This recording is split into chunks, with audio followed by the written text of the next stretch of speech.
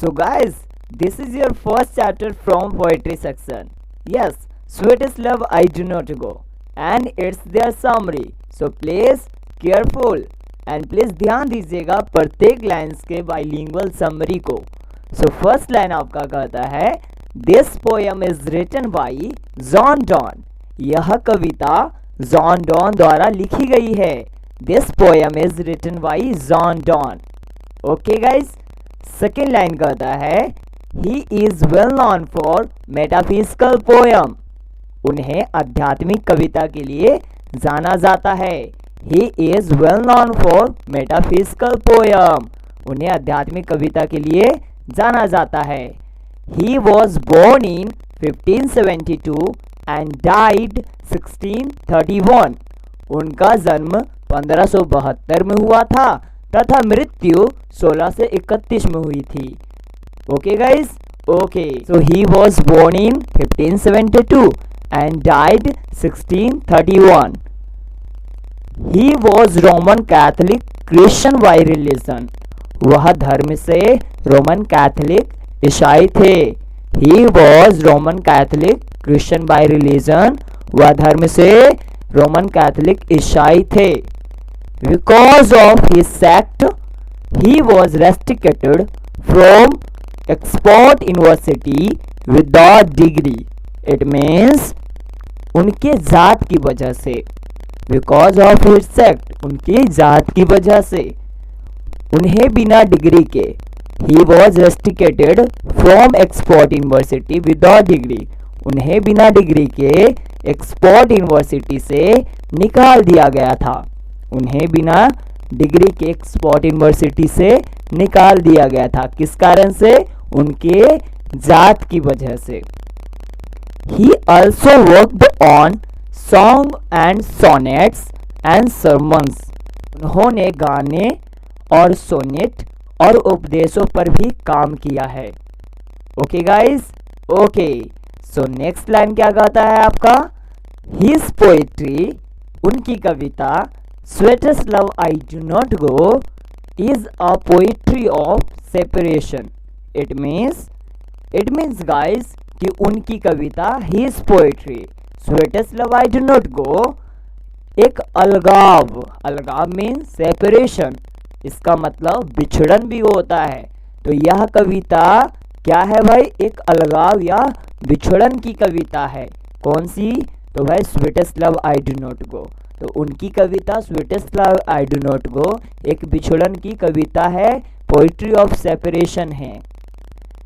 Which John Donne wrote for his wife and lover anymore. यह कविता किनके लिए लिखा गया था जॉन डॉन के द्वारा? कहते हैं जो जॉन डॉन ने अपनी पत्नी और अपनी प्रेमिका एनीमोरे के लिए लिखा था. यह कविता किसके लिए लिखा था? तो अपनी पत्नी और अपनी प्रेमिका एनीमोरे के लिए जॉन डॉन ने लिखा था. It is made up of 5 stanza. और यह पूरे 5 छंदों में मिलकर बनी है. ये पूरे 5 छंदों में मीन्स 5 पदों से मिलकर बनी है. क्या भाई? आपकी यह sweetest love I do not go Kavita. Each of which with the same rhymes scheme. It means guys कि यह कविता जो है जिसमें हर कविता का अनुप्रास तर्क पे आधारित है. हर कविता का अनुप्रास तर्क पे आधारित है. His first stanza, the poet tells his beloved that. उनकी जो फर्स्ट स्टेंजा है, फर्स्ट स्टेंजा मीन्स उनकी प्रथम पंक्ति. तो कहते हैं क्या? कविता के पहले पंक्ति में कवि अपनी प्रेयसी से, प्रेयसी मतलब प्रेमिका को बताता है कि क्या बताता है भाई? तो कहते हैं उनकी कविता की पहली पंक्ति में कवि अपनी प्रेमिका को बताता है कि he is not living her because, वो इसीलिए उसे छोड़कर नहीं जा रहा है कि, वो इसीलिए उसे छोड़कर नहीं जा रहा है कि he is tired of the relationship और world will give more love and affection than her. अब बताइए, यहाँ पे जो जॉन डॉन है अपनी प्रेमिका को यह विश्वास दिलाना चाहते हैं कि वो उन्हें इसलिए नहीं छोड़कर जा रहे कि वो उसके संबंध से परेशान हैं या दुनिया उसको उससे ज़्यादा प्यार देगी। यहाँ पे जॉन डॉन अपनी प्रेमिका एनी मोरे को यह विश्वास दिलाना चाहते हैं कि मैं तुम्हें इसलिए नहीं छोड़ के जा रहा कि दुनिया मुझे तुमसे ज़्यादा प्यार, ना ही इस उम्मीद में कि तुमसे मेरा मन भर गया है या तो जो मेरे रिलेशनशिप है उससे मैं उब चुका हूँ। ऐसी कोई भी बात नहीं है।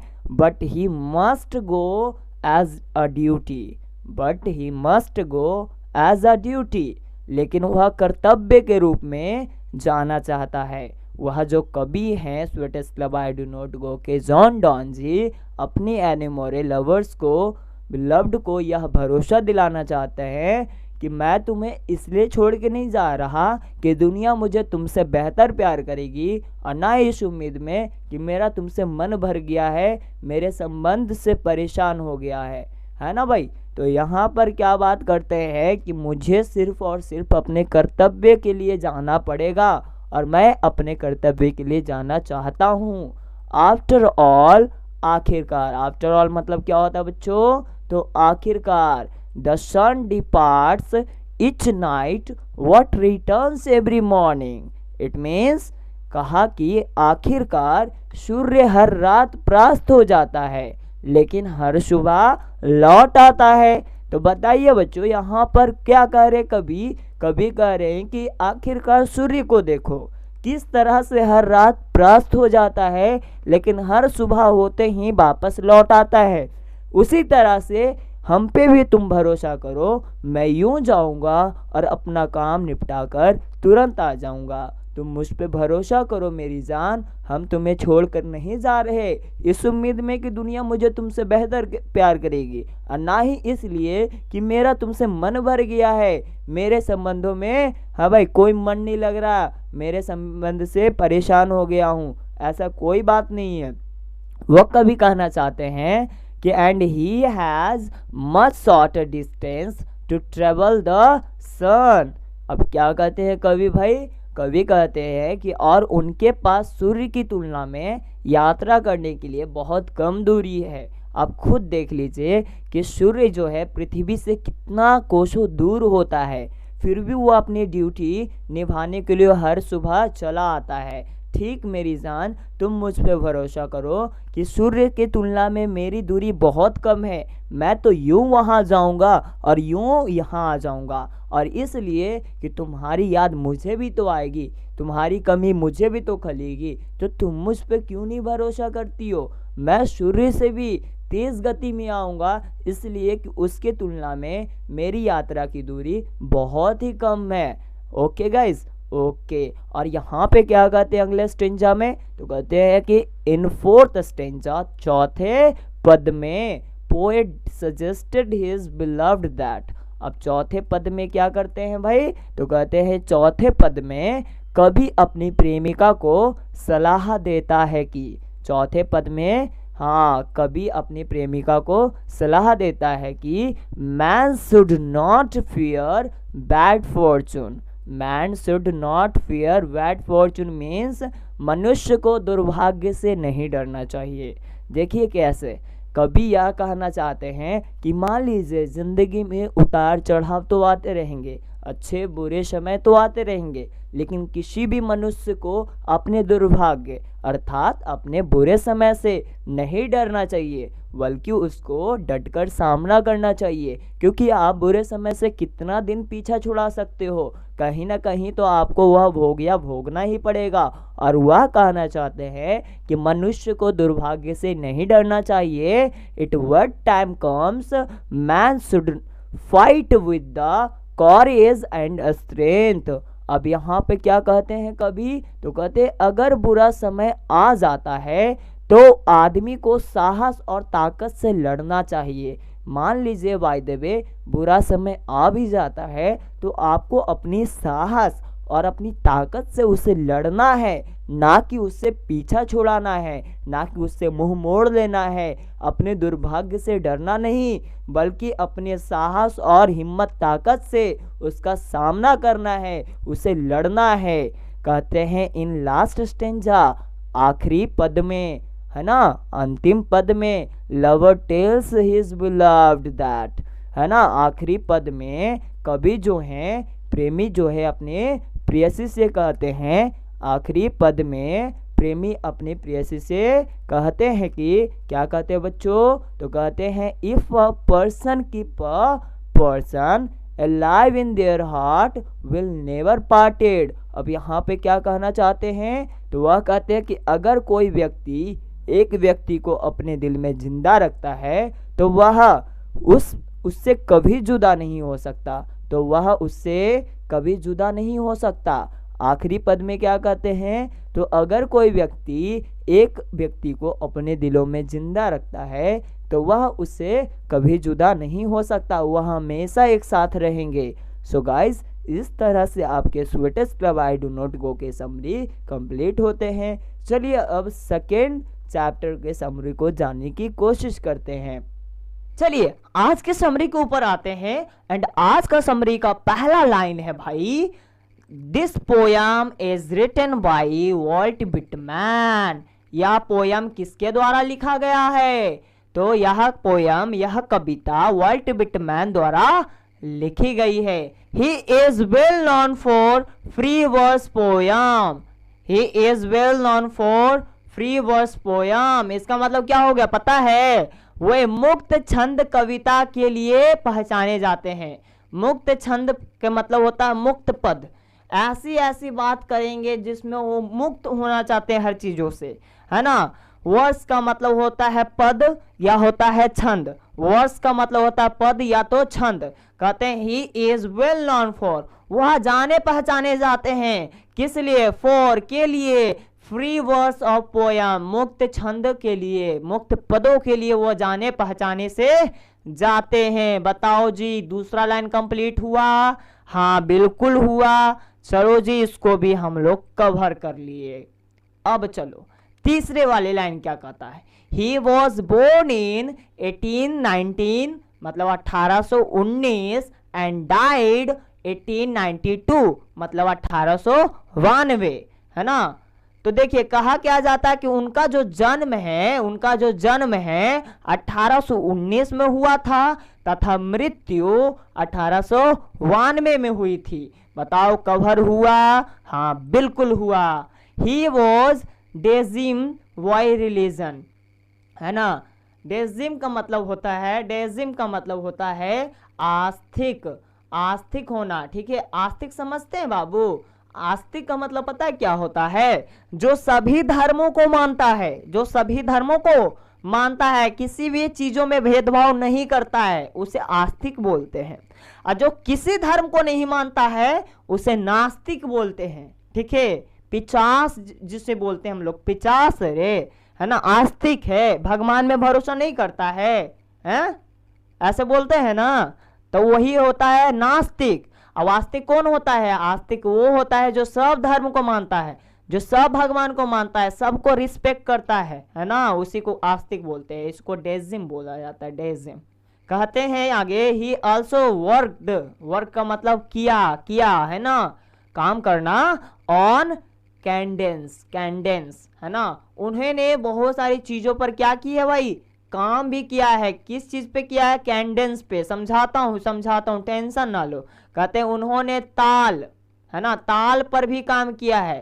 ताल समझते, ताल नहीं समझते, देखिए ना यहाँ लिखा हुआ, पश्चिमी संगीत का एक सिद्धांत है ना, पश्चिमी संगीत का एक सिद्धांत है जिसको कैंडेंस बोलते हैं, कैंडेंस। ताल बोलते हो ना, ता धिन धिन ऐसे बोलते हो ना, उसी को ताल बोलते हैं, समझे, है ना। तो उसी को क्या बोलते हैं, ताल बोलते हैं। एंड कैंडेंस कहाँ के ताल है भाई, हाँ, तो पश्चिमी संगीत का एक सिद्धांत है, वही ताल पर उन्होंने भी क्या किया है, कुछ काम किया है। हिज पोएट्री मतलब उनकी कविता, है ना। सॉन्ग ऑफ माई सेल्फ, जो सॉन्ग ऑफ माई सेल्फ है उनकी कविता, is a poetry of self realization. Self realization का मतलब क्या बोले थे, हाँ, खुद को पहचानो, खुद के बारे में जानो, है ना। खुद को महसूस करो, मैं क्या हूँ, मैं कौन हूँ, मेरा अस्तित्व क्या है, मैं किस लिए हूँ, मेरा क्या कर्तव्य है, मुझे कैसा बनना चाहिए। यही तो है सेल्फ रियलाइजेशन, खुद को पहचानना। यही तो पोएट करते हैं और यही तो हम लोगों को कहते हैं कि तुम भी करो, तुम भी नेचर के जैसा बनो, सेल्फ रियलाइजेशन करो, सेल्फ डिपेंडेंट रहो, है ना। तो कहते हैं क्या भाई, उनकी जो कविता है सॉन्ग ऑफ माई सेल्फ, वो आत्मबोध करवाता है, मतलब खुद को पहचानवाता है। और इसी का वो कविता लिखे हैं, इसी पर वो क्या लिखे हैं भाई, कविता लिखे हैं। बताओ ये लाइन कंप्लीट हुआ? हाँ जी बिल्कुल हुआ। चलो अब आगे चलते हैं। Which Whitman wrote for himself और पीपुल लाइक हिम। इसका मतलब हो गया वॉल्ट विटमैन ने खुद के लिए और अपने जैसे लोगों के लिए यह कविता क्या किया भाई, हाँ यह कविता को लिखा है अपने के लिए और खुद के लिए, अपने के लिए और दूसरे लोगों के लिए, मतलब अपने जैसे जितने भी लोग हैं। मतलब सिंपल भाषा में क्या है कि तो वॉल्ट विटमैन को जो मान सके कि हाँ वो सही है, वॉल्ट विटमैन का कहना सही है, वो सही कहते हैं कि नेचर की तरह बनना चाहिए। तो वॉल्ट विटमैन इन्हीं के लिए कविता लिखे, इन्हीं के लिए लिखे कि देखिए, एक तो यह कविता हमने खुद के लिए लिखा है क्योंकि हम नेचर के लवर हैं, हम नेचर की तरह बनना चाहते हैं, हमें नेचर की तरह ही होना चाहिए। दूसरा कि नेचर को मानने वाले लोग जो वॉल्ट विटमैन को समर्थन में खड़ी होते हैं, उनके लिए भी यह कविता लिखी गई है। समझ गए बात? आप समझ गए ना? चलिए आगे बढ़िए। तो देखिए यहाँ क्या है, इट इज बेस्ड या आधारित है, इट इज बेस्ड या आधारित है ऑन फ्री रैम्स पोएट्री, है ना। मतलब यह कविता पे आधारित ये मुक्त छंद हैं। मैंने आपको बताया था ना, मुक्त छंद, जो आपका पद होता है मुक्त मतलब फ्री, मुक्त मतलब फ्री, है ना। तो इसको क्या बोलते हैं, मुक्त छंद, या तो इसे मुक्त पद भी बोल सकते हो, ठीक है। फ्री रैम्स, हाँ चलिए, हाँ here free rhymes means a poem without regular form और मीटर। इसका मतलब हो गया कि मुक्त छंद का मतलब वो कविता जिसके छंद में अनियमितता हो, है ना, मतलब कोई रोक टोक ना हो, उसमें ये भी ना लगाया जाए कि इसमें इतना लाइन में इसको खत्म करो, 15 लाइन में खत्म करो, या 25 लाइन में खत्म करो, या 25,000 में खत्म करो, कोई रोक टोक नहीं। जब तक पोएट के पूरा बात ना हो जाएगा तब तक वो लिखते ही रहेंगे, जब तक वो अपने मन का पूरा भड़ास ना मिटा दे तब तक वो हम लोगों को कुछ ना कुछ समझाते हुए रहेंगे। उसी को कहते हैं क्या भाई, मुक्त छंद। मुक्त छंद का मतलब समझे ना? हाँ, फ्री रैम्स का मतलब समझे ना? हाँ चलो ठीक। आगे कहते हैं in his first stanza, in his first stanza मतलब उनके पहली पंक्ति में, उनके पहले पद में, उनके पहले पद में, है ना। The poet try to produced the reader that he should also और डू और थिंक। कहते हैं कि जो भी पढ़ने वाले हैं, है ना, जो भी पढ़ने वाले हैं इस कविता को फर्स्ट स्टेंजा में कवि अपने पाठकों को, पढ़ने वालों को वैसा ही सोचवाना चाहते हैं या वैसा ही करवाना चाहते हैं, the same what poet is doing और थिंकिंग, जैसा कि पोएट खुद सोचते हैं और खुद वह चीज़ों को करते हैं। आप मीनिंग समझिए, मीनिंग है कविता के पहले पद में कवि पाठकों से वैसे ही करवाना या सोचवाना चाहते हैं जैसा कि कवि खुद करते हैं और खुद सोचते हैं। समझ गए बाबू आप? Second stanza, in second stanza of poem मतलब कविता के दूसरे पद में poet try to outline, poet यह आउटलाइन दर्शाना चाहता है क्या भाई, the importance of self independence, है ना। बिल्कुल, कविता के दूसरे पद में कवि आत्मनिर्भरता होता ना, आत्मनिर्भरता, जिसमें आत्मनिर्भर रहता है। अरे आत्मनिर्भर भारत है ना जी, हाँ उसी को बोलते हैं। आत्मनिर्भरता को रेखांकित मतलब आउटलाइन किए हैं, दर्शाए हैं, दर्शाने की ये कोशिश किए हैं। समझ गए? And try to inspire reader to do their task according to their wisdom and fancies. कहते हैं एंड मतलब और, एंड मतलब और क्या किया भाई, the end try to inspire, और पाठकों को ना प्रेरित करना चाहते हैं, अपने पाठकों को क्या करना चाहते हैं, प्रेरित करने की कोशिश करना चाहते हैं। क्या भाई, वो बिल्कुल हिसाब से काम करने के लिए क्या रहे, प्रेरित रहे, हर काम को क्या करे, बिल्कुल हिसाब किताब से करे। Task according to wisdom and fancies का मतलब हो गया कि कोई भी काम को क्या चीज से करे भाई, हिसाब किताब से करे, बिल्कुल पाठकों को क्या कर रहे हैं, एक तरह से प्रेरित करने की कोशिश कर रहे हैं। कौन भाई, वॉल्ट विटमैन, है ना। वॉल्ट विटमैन क्या कर रहे हैं, हम पाठकों को प्रेरित करने की कोशिश कर रहे हैं ताकि हम लोग अपने कामों को अच्छे ढंग से हर स्थिति में कर पाएं। ठीक है, चलो अब आगे समझो। In last stanza poet suggested, है ना, आखिरी अंतिम पद में कवि हम लोगों को क्या करते हैं, सजेस्ट करते हैं, है ना, सलाह देते हैं। पीपल नॉट बी बॉन्ड, कि लोगों को नहीं बांधा जा सकता है ना, देम सेल्फ, उसे खुद ही में, विद क्रीड, है ना, मतलब ऊंच नीच धर्म जात, है ना, एंड रिलीजियस थॉट, और धर्म वाले चीजों में, धर्म के बंधनों में। तो कहते हैं अंतिम पद में, समझिए इस बात को बढ़िया से समझिए, कहते हैं क्या कि इन लास्ट स्टेंजा मतलब अंतिम पद में, अंतिम पद में, इन लास्ट स्टेंजा अंतिम पद में, the poet suggested people not be bound themselves with the creed and religious thought, कि कवि लोगों को नस्ल, नस्ल मतलब ऊंच नीच जात भेदभाव, है ना, ये सब जो मानते हो ना उसी को बोलते हैं, कि कवि लोगों को नस्ल तथा धर्म के बंधनों में बांधने से मना करते हैं। ऐसा सलाह देते हैं कि भाई कभी भी धर्म के चंगलों में मत पड़ो, ऊंच नीच जात पात के चंगलों में मत पड़ो, ये सब बेकार की चीजें हैं। जो जिंदगी मिली है बिल्कुल नेचर के जैसा निस्वार्थ भाव जियो और सभी को जीनो दो, यही तो वजह है एक मानव होने का, है ना जी। हाँ चलो आगे कहते हैं, एक्सेप्ट ऑल द रिलीजन, सभी धर्मों को मानो, एक्सेप्ट ऑल द रिलीजन मतलब सभी धर्मों को मानो, एंड द रिस्पेक्ट देम, और उसे इज्जत भी करो, क्या करो, उसे इज्जत भी करो, as you respect your own religion, जैसे अपने धर्मों को मानते हो, जैसे अपने धर्मों को मानते हो वैसे ही सभी धर्मों को मानो, उससे भी उतना ही इज्जत दो जैसे अपने धर्मों को देते हो, जैसे तुम अपने घर वालों को इज्जत देते हो वैसे उनके भी घर वालों को इज्जत दो। यही तो कभी हम लोगों को समझाना चाहते हैं कि सभी धर्मों को मानो, उनकी भी इज्जत करो जैसे अपने धर्मों को किया करते हो, जैसे अपने धर्मों को भाई किया करते हो वैसे ही आप लोग करोगे ना, बताओ प्रॉमिस करो, करोगे ना। हाँ बिल्कुल करोगे, बिल्कुल करोगे। दिस लिरिक, क्योंकि आपको पता ही है कि now the lips are falling fast एक प्रकार का लिरिक है, गीत है।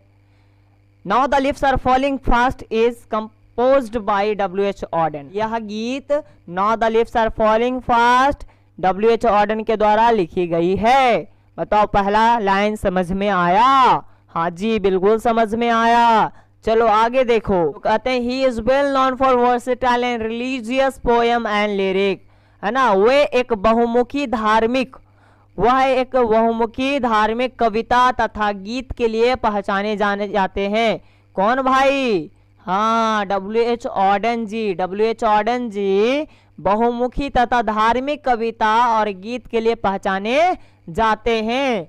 आगे लाइन है, ही वॉज बोर्न इन 1907 और वह 1907 में जन्म लिए थे, एंड डेड 1973 और उनकी मृत्यु कब हो गई? हाँ 1973 को, मतलब उन्होंने 1907 को जन्म लिया और 1973 को मृत्यु को प्राप्त किया। हाँ भाई उनका जन्म कब हुआ? 1907 में हुआ था और मृत्यु हाँ 1973 में हुई थी। समझ में आई बात इतना? He was Anglo Catholic bye religion, वह एक धर्म से क्या थे? एंग्लो कैथोलिक थे। वह धर्म से क्या भाई? एंग्लो कैथोलिक थे। धर्म से क्या थे? एंग्लो कैथोलिक थे। कौन? W.H. Auden ji, W.H. Auden ji. He also worked as translator, critic and editor, ये मतलब उन्हें अनुवादक, आलोचक और संपादक के रूप में भी जाना जाता है, संपादक के रूप में भी जाना जाता है। हिज लिरिक, उनकी गीत, हिज लिरिक, उनकी गीत। Now the lips are falling fast, now the lips are falling fast is a lyrical of frustration, is a lyrical of frustration. ठीक है, अब फ्रस्ट्रेशन का मतलब होता है निराशा। ठीक है, देखिए उनकी जो गीत है now the lips are falling fast ना, एक निराशाजनक गीत है। कैसे भाई? निराशाजनक गीत है।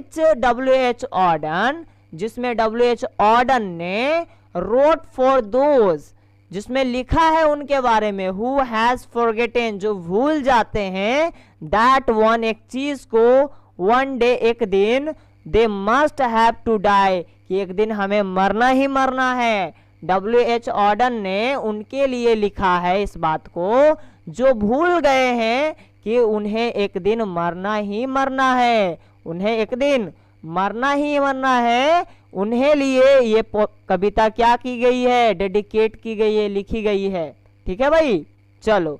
इट इज बेस्ड, यह आधारित है, ऑन ओल्ड एलिट्रेटिव। एलिट्रेटिव का मतलब क्या होता है? एलिट्रेटिव का मतलब होता है अनुप्रास रूप से, अनुप्रासित रूप से, है ना। तो कहते हैं it is based on alliterative four stress line lyric. इसका मतलब हो गया कि यह 4 पंक्ति वाले, है ना, एलिट्रेटिव का मतलब 4 पंक्ति, यहाँ पर फोर स्ट्रेस लाइन लिरिक लिखा हुआ है ना, तो 4 पंक्ति वाले अनुप्रास गीत पर यह क्या है? आधारित है। अनुप्रास गीत पर यह क्या है भाई? आधारित है ना। यह जो कविता क्या है? 4 पंक्तियों पर, अनुप्रास गीत पर आधारित है। Alliterative, here alliterative four stress line means, मतलब कहते हैं कि यह 4 पंक्ति वाले अनुप्रास का मतलब क्या होता है भाई? तो a poem with only 4 line in each stanza, जिस कविता में 4 ही लाइन हो, जिस कविता में पर पंक्तियों में कितने लाइन हो? 4 ही लाइन हो, वैसे कविता को कहते हैं 4 पंक्तियां वाला अनुप्रास। अनुप्रास कविता, 4 पंक्तियों वाले अनुप्रास कविता किसे कहा जाता है? जिस कविता के हर पंक्तियों में 4 ही छंद छुपे हों। ठीक है, हाँ भाई, हाँ, हर छंद में कितने पंक्तियां हो?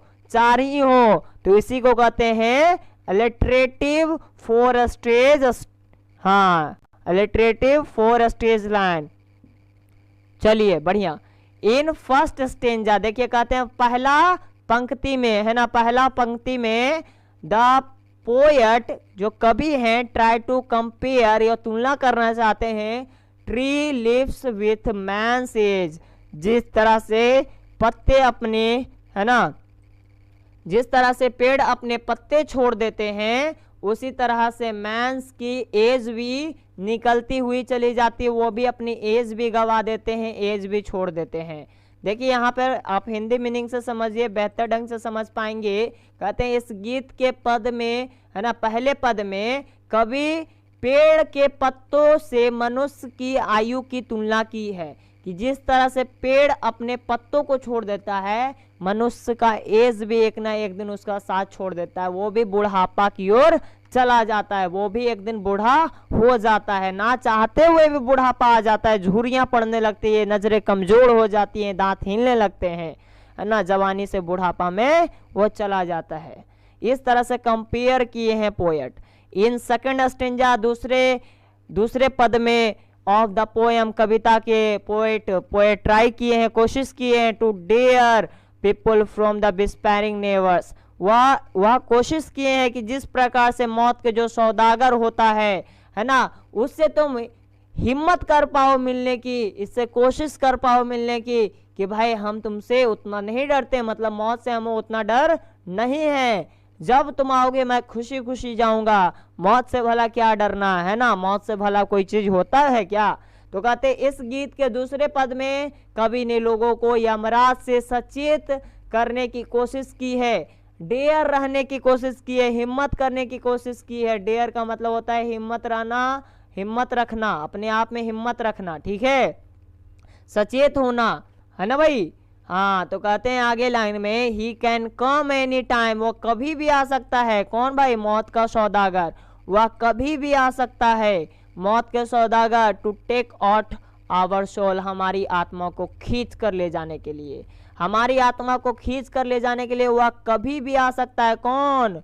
मौत का सौदागर। In the last stanza poet gave little hope, है ना, आखिरी पद में, है ना, अंतिम पद में पोएट हम लोगों को क्या देते हैं? तो कहते हैं अंतिम पद में कभी उम्मीद की थोड़ी सी किरणें दिखाई देती है हम लोगों को, है ना। कभी हम लोगों को क्या दिखाते हैं? उम्मीद की थोड़ी सी किरणें दिखाते हैं। कब? अंतिम पद में, स्टेंजा के सबसे आखिरी में, है ना, लास्ट स्टेंजा में कभी हम लोगों को थोड़ा बहुत उम्मीद देते हैं, उम्मीद की किरणें दिखाई देते हैं, है ना, कि the despite of 1000 obstacle where there must be some relief at some points of time. कहते हैं क्या कि अंतिम पद में कि कभी ना कभी जीवन के कुछ ऐसे समय भी आएंगे जिसमें आपको ऐशो आराम मिलेगा, आप सौभाग्य को प्राप्त कर लेंगे। कहते हैं हजारों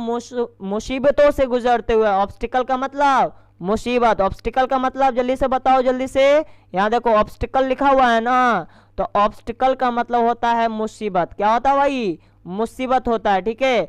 एंड थाउजेंड्स ऑफ ऑब्स्टिकल का मतलब हो गया कि हजारों मुसीबतों के बावजूद, डिस्पाइट का मतलब बावजूद, कहते हैं द डिस्पाइट ऑफ 1000 ऑब्स्टिकल, हजारों मुसीबतों के बावजूद, है ना, there must be some relief, कि कभी ना कभी आराम भी मिलेगा, निश्चित ही मिलेगा भाई, निश्चित ही मिलेगा, क्योंकि हर एक अंधेरे के बाद, है ना, क्या आता है भाई? रोशनी आता है। हर एक रात के बाद एक दिन आता है, हर एक दुख के बाद एक सुख आता है। तो इसी तरह से कहते कभी ना कभी आपके जीवन में भी आराम आएंगे। Our ages are the reducing fast, हमारी जो उम्र है तेजी से क्या हो रही है भाई? बढ़ रहे हैं। हमारी जो उम्र है तेजी से बढ़ रहे हैं। So we must have to ready for the dispatcher, है ना। आप कहते हैं क्या भाई? आगे के लाइन में क्या कहते हैं? इसलिए हमें इस दुनिया से जाने के लिए तैयार होना चाहिए, हमेशा तैयार होना चाहिए, क्योंकि धीरे धीरे हमारी उम्र बीत रही है। कभी ना कभी वो मौत का सौदागर आएगा और हमें खींच कर ले जाएगा। इसलिए हमें उस दुनिया से जाने के लिए तैयार होना चाहिए। समरी है ऑटम से, और आपका फर्स्ट लाइन क्या कहता है? दिस ओड मतलब इसका मतलब होता है कासीदा का मतलब एक गीत संगीत की तरह होता है, ठीक है। कहता दिस ओड टू ऑटम, यह जो संगीत की तरह जो है ode to autumn is composed by John Keats, John Keats के द्वारा लिखा गया है। ये जो कासीदा है ode to autumn John Keats के द्वारा लिखा गया है। He is well known for romantic poetry, he is well known for romantic poetry.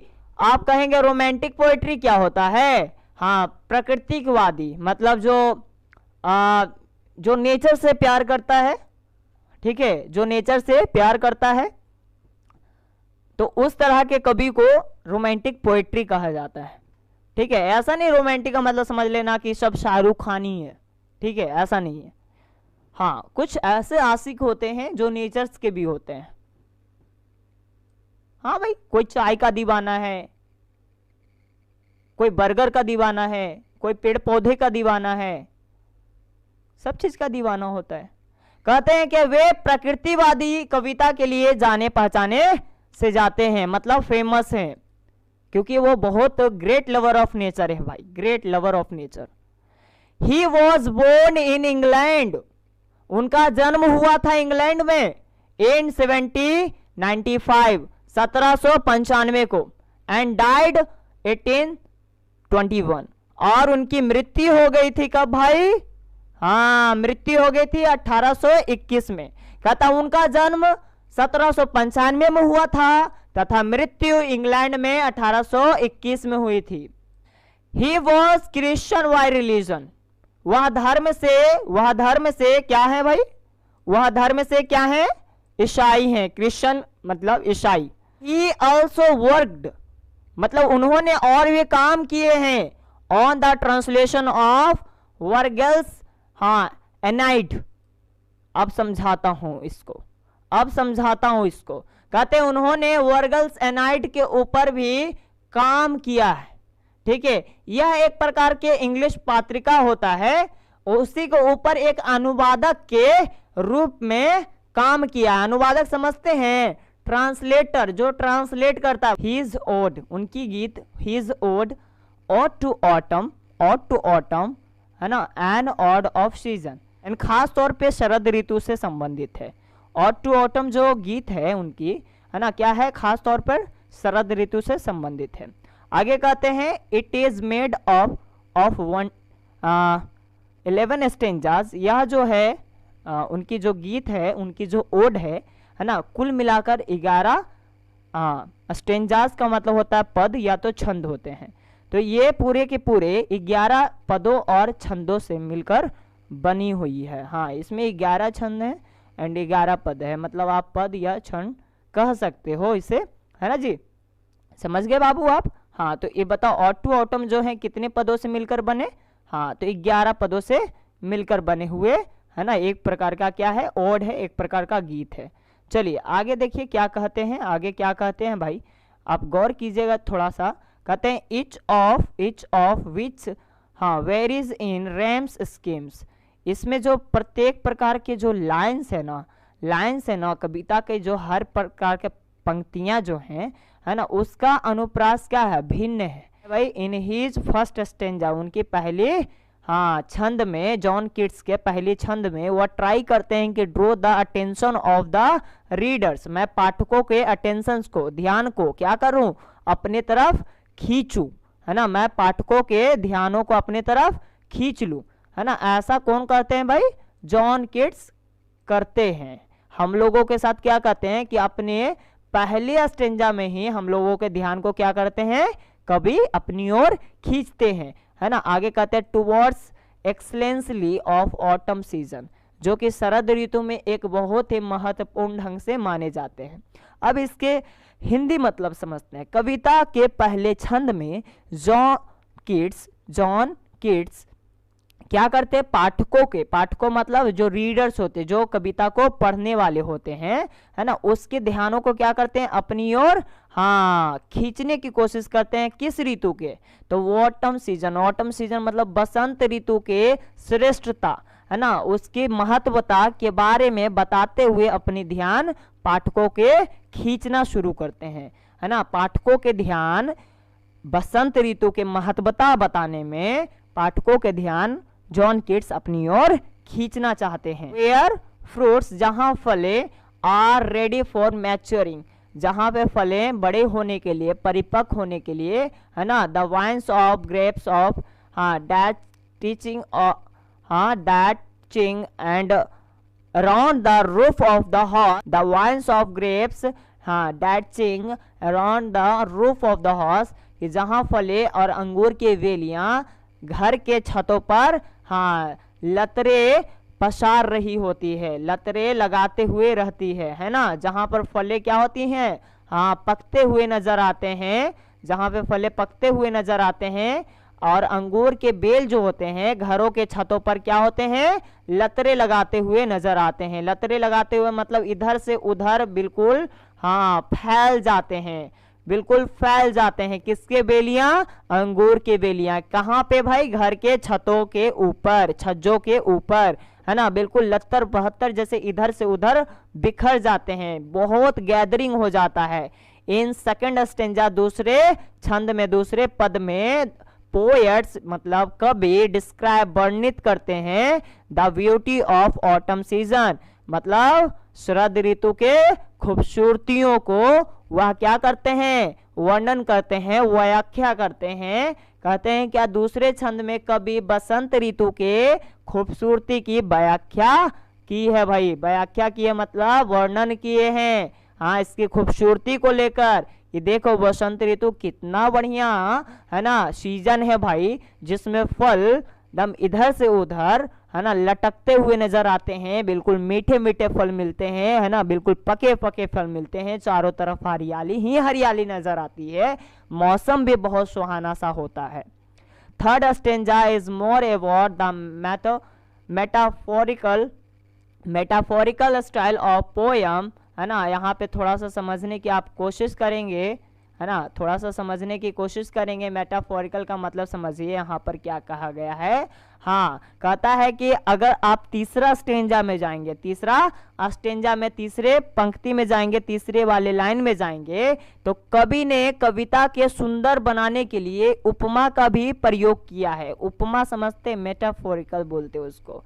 हाँ, उपमा लगाना, किसी चीज के बढ़ा चढ़ा कर खूब तारीफ करते हुए बोलना, बढ़ा चढ़ा कर बहुत तारीफ करते हुए बोलना, है ना, बहुत ज्यादा। जैसे हम लोग किसी को बहलाने फुसलाने के लिए बोलते हैं ना, wow you are looking so handsome, you are so intelligent, you are honest boy, ऐसे बोल देते हैं। और बताओ वो ऐसा होता नहीं है, बट हम उसको फुसलाने के लिए बहलाने के लिए बहुत कुछ बोल देते हैं, उसी को उपमा बोलते हैं, इंग्लिश में बोलते हैं मेटाफोरिकल। ठीक है, ओके। अब कहते हैं क्या, पोएट यूज, पोएट प्रयोग में लाते हैं मोर, ज्यादा से ज्यादा मेटाफोर को लाते हैं, किसका, उपमा को प्रयोग करते हैं। Like heads cricket garden croft and beauty of the poem, और कविता की खूबसूरतियों को दर्शाने के लिए कवि क्या करते हैं, यहाँ समझते हैं। कहते हैं कविता की तीसरी पंक्ति में रूपक, है ना, रूपक मतलब वही उपमा, हाँ, जो बढ़ा चढ़ा के किसी बात को हाँ बना देते हैं, बोलते हैं, हाँ, इसी को बोलते हैं रूपक या तो उपमा। इसमें कवि ने कविता की सुंदरता बनाने के लिए उपमा का अधिक से अधिक प्रयोग किया है। जैसे कि आप समझते हैं, जैसे कि, है ना, झांस में झिंगुर और बगीचे के बड़े पेड़ पे आदि। हेड्स क्रिकेट का मतलब, हाँ, झांस में झिंगुर और बगीचे के पेड़ पर, हाँ, एपिटाफ के समरी हैं और अच्छे ढंग से लाइन बाय लाइन हम लोग समझने की कोशिश करेंगे। Epitaph is a poem composed by Walter de la Mare. Epitaph is a poem composed by Walter de la Mare. तो एपिटाफ वॉटर डेलामेयर द्वारा रचित एक कविता है। He is known for his sensitive concern with the world of children. अब यहां पर गौर करेंगे, लाइन क्या कहता है हम लोगों से। अब कहता है कि वह बच्चों की दुनिया के संवेदनशील मुद्दों के लिए जाने जाते हैं। अब देखिए, ही इज नोन फॉर का मतलब वह जाने जाते हैं। ही इज नोन फॉर का मतलब वह जाने जाते हैं किस चीज के लिए, किस चीज के लिए जाने जाते हैं, तो ही सेंसिटिव, संवेदनशीलता के लिए, है ना, conscience with the world of children, बच्चों के दुनिया के बच्चों के लिए वह संवेदनशील मुद्दों के लिए जाने जाते हैं, है ना, वह बच्चों की दुनिया की संवेदनशील मुद्दों के लिए जाने जाते हैं। दिस पोयम, यह कविता, इज द डिपिकेशन, हाँ, अभी मैंने बताया था डिपिकेटेड, हाँ, डिपिकेटेड एक वर्ड सिखाया था ना, कल से मैं सिखा रहा हूं इस वर्ड को। हाँ, डिपिक्शन का मतलब क्या होता है, डिपिक्शन का मतलब चित्रण, मैंने कल भी सिखाया था इस वर्ड को और आज भी मैं बार बार सिखा रहा हूं। डिपिकेटेड का मतलब बताया था चित्रण, डिपिक्शन का मतलब चित्रण एंड डिपिकेटेड का मतलब चित्रण किया गया। तो this poem is depiction of the most beautiful lady of the western world. Western world, इसका मतलब हो गया कि दिस पोयम, यह कविता, दिस पोयम, यह कविता, द डिपिकेशन, जो चित्रण करता है, of the most beautiful lady, है ना, एक सबसे खूबसूरत महिला का, एक सबसे खूबसूरत महिला का, कहाँ के, तो ऑफ द वेस्टर्न वर्ल्ड, पश्चिमी दुनिया के। The poet says that nothing is permanent in the world.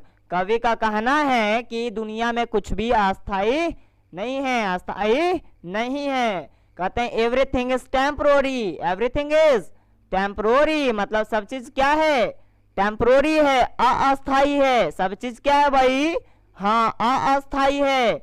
आगे कहते हैं once who is born is to die, जो भी यहाँ पे जन्म लिया है, जो भी यहाँ पर हाँ जन्म लिया है उसे मरना ही मरना है। जो भी यहाँ पर जन्म लिया है उसे मरना ही मरना है, चाहे जो भी कर ले, कितना ही बड़ा धनवान रहे, कितना ही बड़ा नाम साम वाला दाम वाला रहे, उसको मौत कभी पीछा नहीं छोड़ता, है ना। कहते हैं डेथ स्पेयर्स नॉन, मतलब हो गया कि मौत कभी भी किसी को पीछा नहीं छोड़ता, मृत्यु किसी को नहीं छोड़ती है भाई। आज न कल तो आपको जाना ही है दुनिया को छोड़कर। कॉन्सिक्वेंटली, है ना, इसका मतलब होता है नतीजाजनक। तो कहते हैं consequently the beautiful lady dies one day. और यार नतीजाजनक क्या हुआ था कि वह ब्यूटीफुल लेडी एक ना एक दिन क्या हो गई थी, हाँ मर गई थी। एक ना एक दिन वह ब्यूटीफुल लेडी का क्या हुआ, असर हुआ था, हाँ उसको भी अपना शरीर त्यागना पड़ गया था, वो भी मृत्यु को प्राप्त कर ली थी। तो कहता है नतीजाजनक क्या हुआ था कि वो सुंदर महिला को एक दिन हाँ मरना ही पड़ा, वह मर ही जाती है। क्योंकि आप इसका मतलब सुंदर है तो क्या आप परमानेंट हो गए, आप जब पूरा ब्रह्मा जी का आशीर्वाद लेके आए हैं कि मुझे इस पृथ्वी पे हमेशा हमेशा के लिए रहना, नहीं। आपकी खूबसूरती आज भर है, कल हो के आप बुढ़ापे में जाएंगे, कल हो के आपकी मृत्यु भी होगी। तो आप घमंड ना करें कि मेरे हमेशा के लिए हो गया, है ना। तो नतीजाजनक यही है कि उस खूबसूरत औरत को भी एक ना एक दिन मरना ही पड़ गया, तो वो भी मर ही जाती है। आगे कहते हैं कि now see is in the her top. अब देखो यहाँ पर गौर से कि वही औरत आज अपने कब्र में है। वही औरत आज क्या है भाई, अपने कब्र में है। जो एक दिन पूरा घमंड करती थी अपनी खूबसूरती पर ना, आज वही अपने कब्र में है। क्या कहते हैं कि आप अगर चाहते हैं ना अपने आप को घमंडी बनाना कि मैं खूबसूरत हूं, मैं बहुत इंटेलिजेंट हूं, मैं तो बहुत पैसे वाला हूं, नाम वाला हूं, तो ये परमानेंट नहीं है, टेम्पररी है। कल बुढ़ापे में जाएंगे, शरीर ढीला पड़ेगा, कल मृत्यु को प्राप्त करेंगे और खत्म हो जाएंगे। नोबडी का मतलब कोई नहीं। नाउ अभी है, रिमेंबर हर उसे याद करने वाला, कोई नहीं है उसे अभी याद करने वाला भाई, कोई नहीं, है ना। अब कोई भी उसे याद करना नहीं चाहता है। कौन है उसको याद करने वाला बताओ।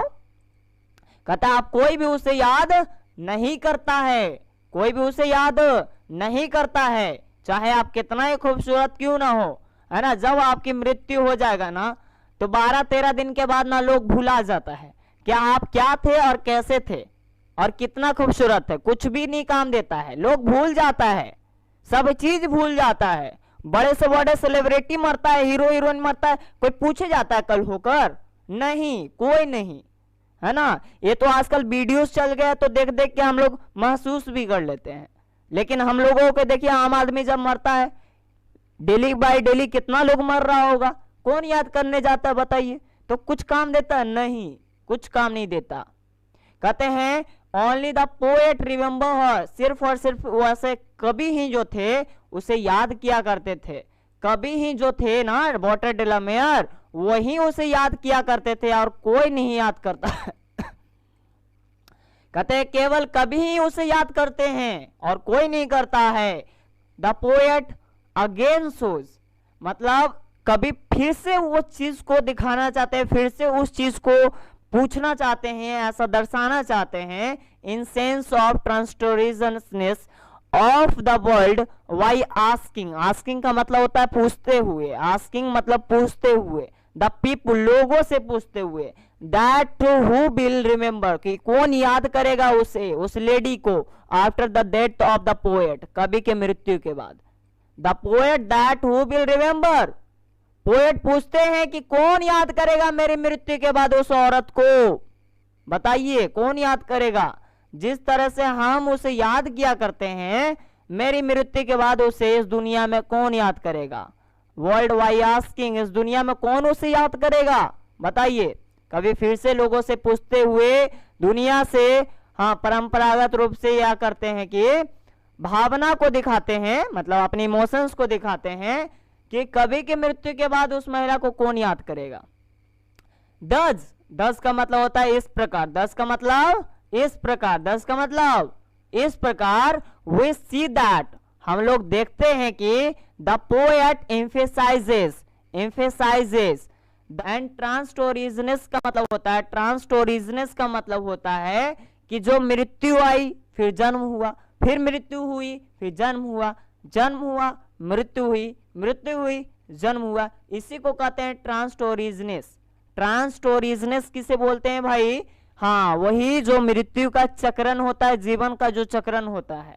कहते हैं इस प्रकार से कवि जो है इस दुनिया में, हाँ, ट्रांसटोरिजनेस के मतलब दुनिया के परंपरागत जो चक्रण होता है जीवन मरण के, उसी पर जोर देते हैं। ठीक है, उसी पर जोर देते हैं। कहते हैं दिस पोयम, यह जो कविता है द सोल्जर जो कविता है is composed by Rupert Brooke. यह रूपर्ट ब्रूक के द्वारा क्या किया गया है भाई?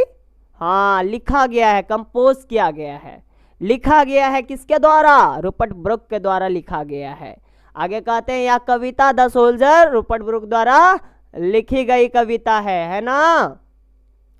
देखिए आगे क्या कहते हैं, he is well known for idealistic war sonnet. Idealistic का मतलब समझते हैं? आइडियलिस्टिक का मतलब समझते हैं? नहीं ना। आइडियल बोलते हैं ना, आइडियल, वो मेरा आइडियल है। आइडियल का मतलब समझते हैं? आदर्श होता है। जैसे खान सर मेरे आइडियल हैं, वो मेरे आदर्श हैं। आइडियलिस्टिक का मतलब होता है आदर्शवादी। आइडियलिस्टिक का मतलब क्या होता है? आदर्शवादी। कहते हैं he is well known for, वो अच्छे तरह से जाने पहचाने से जाते हैं आइडियलिस्टिक वॉर सोनेट। कहते हैं क्या कि वे एक आदर्शवादी युद्ध सोनेट के लिए, युद्ध सोनेट मतलब हाँ, युद्ध के 14 लाइन वाले कविता को लिखने के लिए जाने से पहचाने से जाते हैं, जाने पहचाने जाते हैं। किस लिए? तो आदर्शवादी युद्ध सोनेट के लिए जाने पहचाने जाते हैं। कौन? रूपर्ट ब्रूक जाने पहचाने जाते हैं। आगे कहते हैं he was born in 1887 and died 1915 in England। कहते हैं उनका जो जन्म है, उनका जो जन्म हुआ है 1887 में और तथा मृत्यु इंग्लैंड में 1915 में हुई है ना। 1915 में उनकी मृत्यु हो गई और 1887 में उनका जन्म हो गया। समझ में आई बात? उनका जन्म 1887 में हुआ था तथा मृत्यु इंग्लैंड में 1915 में हो गई थी। कहते हैं आगे कि ही वॉज एंथेटिस्ट वाई रिलीजन। एंथेटिस्ट का मतलब समझते हैं? एंथेटिस्ट का मतलब होता है नास्तिक। क्या होता है? नास्तिक। नास्तिक किसको कहते हैं? जो किसी चीज में आस्था नहीं रखता है, जो किसी भी भगवान को, धर्म को नहीं मानता है, उसको हम लोग कहते हैं क्या? नास्तिक। जो किसी भी धर्म पे भरोसा नहीं करता, जो किसी भी भगवान को नहीं मानता, उसको नास्तिक बोला जाता है। और वह धर्म से कैसे थे? एथेइस्ट थे, नास्तिक थे। ठीक है। ही also worked in royal naval volunteer reserve of a temporary sub lieutenant in the World War of First। इसका मतलब क्या हुआ समझने की कोशिश करेंगे आप लोग। इसका मतलब यही हुआ कि इन्होंने रॉयल नेवल बटालियन में रिजर्व ऑफ लेफ्टिनेंट के पद पर भी प्रथम विश्व युद्ध में काम किया था। प्रथम विश्व युद्ध में कौन कौन से पद पे काम किया था? रूपर्ट ब्रूक बताओ। तो प्रथम विश्व युद्ध में देखो यहां लिखा हुआ ना, in first world war, first यहां लिखा हुआ है यहां। तो कहते हैं इन वर्ल्ड वार फर्स्ट में सब लेफ्टिनेंट के पद पे भी काम किया था और वॉलेंटियर, रॉयल नेवल वॉलेंटियर के पद पे भी काम किया था। मतलब 2 पदों पे काम किया है। कौन? Rupert Brooke. रूपर्ट ब्रूक ने 2 पदों पे काम किया है। पहला तो भाई रॉयल नेवल वॉलेंटियर के पद पे और दूसरा कि रिजर्व में ओप लेफ्टिनेंट के पद पर, जो प्रथम विश्व युद्ध के दौरान उन्होंने काम किया था। आगे कहते हैं हिज पोएट्री, उनकी कविता द सोल्जर, उनकी जो कविता है the soldier is a poetry of patriotism. उनकी जो कविता है द सोल्जर एक प्रकार की कैसी कविता है? तो हाँ, उनकी कविता द सोल्जर एक प्रकार के देशभक्ति कविता है। कैसी कविता है भाई? देशभक्ति कविता है। समझ में आ रही है बात? आगे देखिए क्या बोलते हैं, which Rupert Brooke wrote in the world war first for English soldier. कहते हैं जिसे रूपर्ट ब्रूक ने लिखा है किस में, तो प्रथम विश्व युद्ध में। किसके लिए, तो अंग्रेजी सैनिकों के लिए। अंग्रेजी सैनिकों का मतलब हाँ इंग्लैंड के सैनिकों के लिए।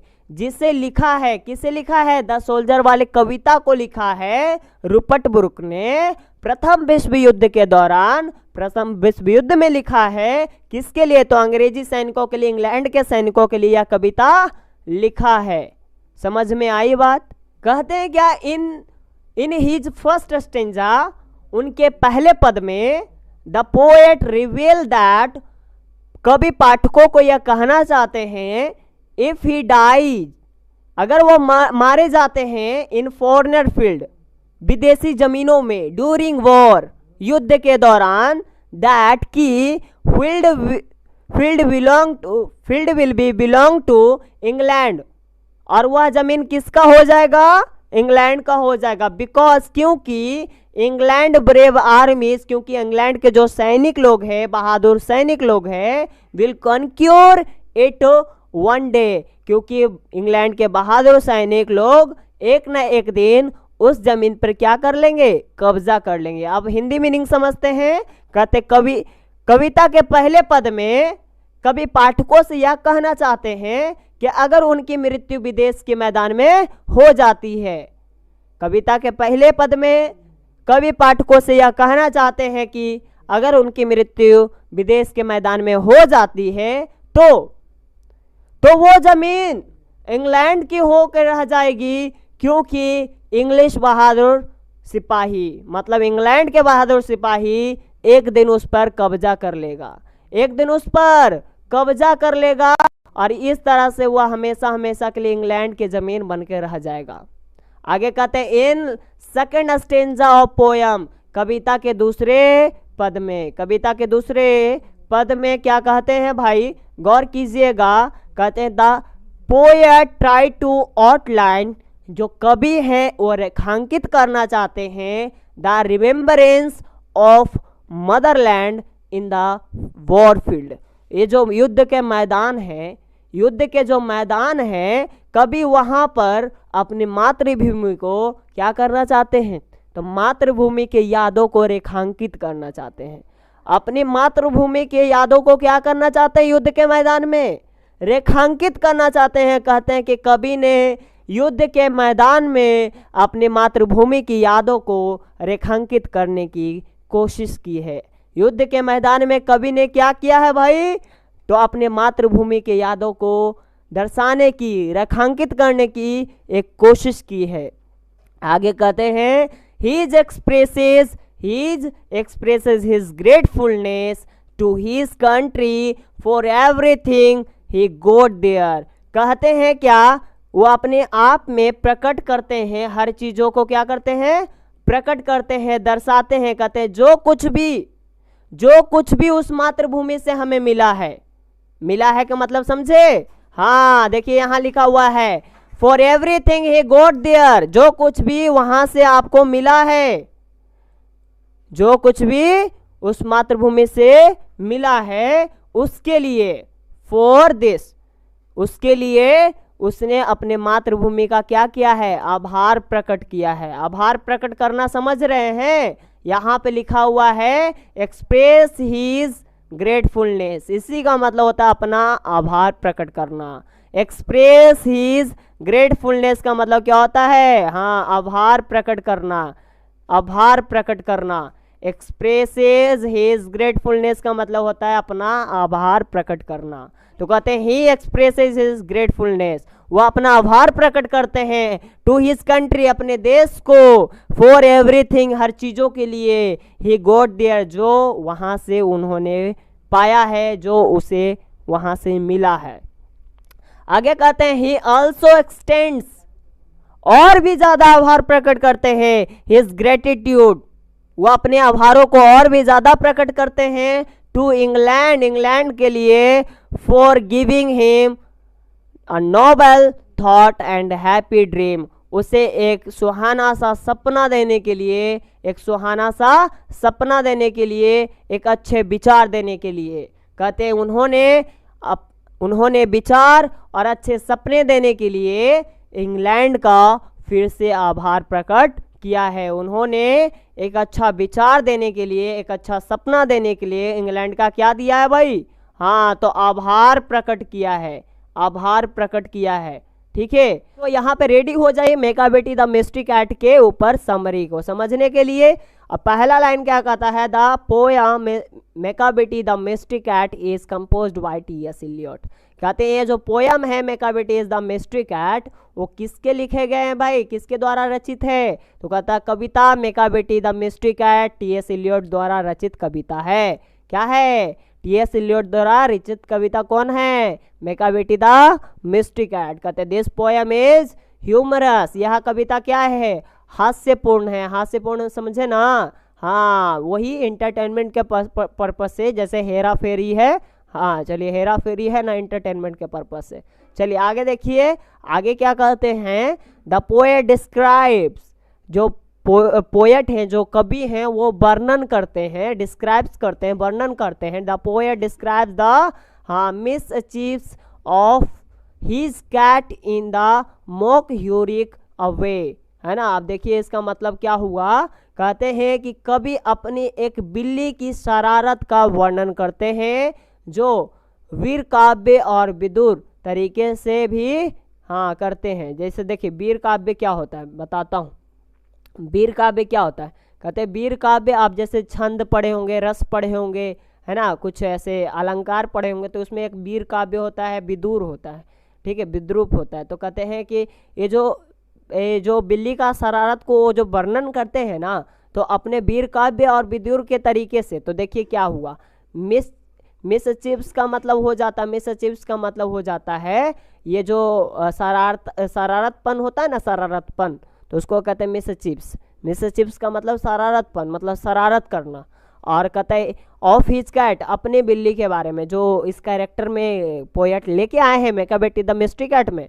हाँ, वो तो कहते हैं अपने बिल्ली के शरारतेपन को, मतलब शरारत के वर्णन को करते हुए किस किस चीज़ का यूज किए हैं? तो कहते हैं मोक और ह्यूरी काव्य। मोक और ह्यूरी काव्य का मतलब क्या हो गया? ये जो वीर काव्य है और विदुर है, उस तरीके से उन्होंने वर्णन किया है। ठीक है, चलिए कहते हैं ही टेल्स अस, वह हम लोगों को हाँ बताते हैं, कहते हैं दैट की दिस कैट मेकाबेटी इज टॉल, कि यह जो बिल्ली है एक लंबी सी बिल्ली है, एंड थीन और पतली भी है, एंड वेरी क्लेवर और बहुत ज़्यादा चालाक बिल्ली है, बहुत ज़्यादा चतुर है भाई, बहुत ज़्यादा चतुर बिल्ली है।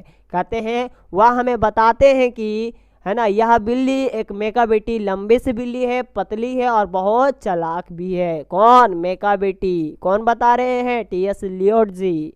कहते हैं इट इज सो स्मार्ट, यह बहुत ज़्यादा क्या है? स्मार्ट है, चतुर है ना, अपने आप में क्या है भाई? हाँ, स्मार्ट है, तेज तरार है।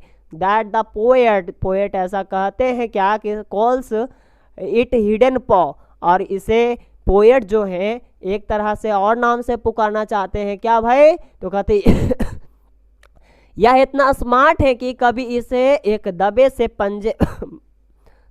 पंजे वाला भी कहते हैं। दबे से पंजा वाला मतलब ऐसा पंजा जो कभी किसी को हाथ नहीं लग पाता है, पता ही नहीं चलता, यूँ दबुक आता है, यूँ दुबुक जाता है, और कोई सबूत भी नहीं छोड़ता है ना, बिल्कुल स्नेक की तरह आता है, रेंगते हुए जाता है, एकदम दब के आता है ना, कोई प्रिंट नहीं छोड़ता है। कहते हैं व्हेन इट कमिट्स क्राइम, जब वह कभी भी ऐसा कोई अपराध भी करता है ना, तो उसका कोई पता नहीं लगा पाता। कहते हैं जब भी वह अपराध करता है, जब भी वह क्या करता है?